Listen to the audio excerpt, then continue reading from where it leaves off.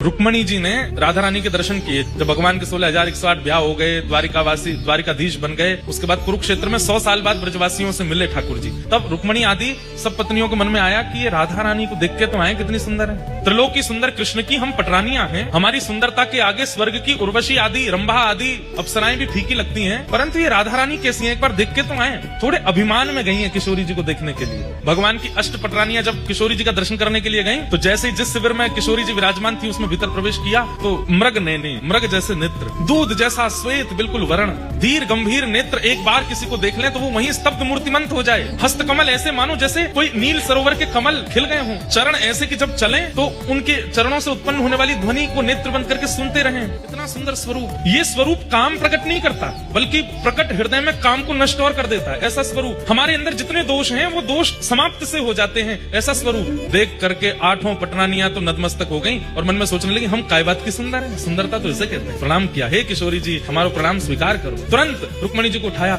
मैं राधा रानी नहीं हूँ, मैं तो दासी हूँ। राधा रानी भीतर है, किशोरी जी तो भीतर विराजमान है। 8 में से 4 तो वहीं से लौट गए। बोले जब दासी की सुंदरता हमसे सहन नहीं हो रही है किशोरी जी को कहाँ देखेंगे। 4 ने प्रयास किया और भीतर गई तो बाहर जिसे देखा उससे भी अतीत सुंदर। बाहर वाली की सुंदरता तो दोष नष्ट कर रही थी, अंदर जिसको देखा उससे दोष नष्ट तो हुए बल्कि गुण प्रकट होने लगे। दया, प्रेम, शीलता, ये सारे जो अच्छे गुण होते हैं उसका दर्शन करके वो प्रकट होने लगे। बोले निश्चित किशोरी जी ने। प्रणाम किया, बोले आप किशोरी जी? नहीं नहीं मैं दास। किशोरी जी भीतर है। 2 वहां से भी लौट गई। बोले कि अब किशोरी जी को नहीं सहन कर पाएंगे हम, ये तो दासियों ने हमारे मान का मर्दन कर रखा है, किशोरी जी क्या करेंगे। कहते हैं अंत तो गत्वा रुक्मणी जी पहुंची बस। और जैसे ही रुक्मणी जी ने प्रवेश किया असंख्य, संख्या गिनी नहीं जा सकती, इतनी असंख्य सुंदरियां चारों ओर बैठी हैं और उन सबकी सुंदरता में विशेषता यह है एक की भी सुंदरता काम प्रकट नहीं कर रही है, सबकी सुंदरता गुण प्रकट कर रही है, नेत्रों से अश्रु प्रकट कर रही है, दीनता प्रकट कर रही है, दैन्य प्रकट कर रही है। और उन सबके मध्य में एक सिंहासन पर तप्त कांचन गौरांगी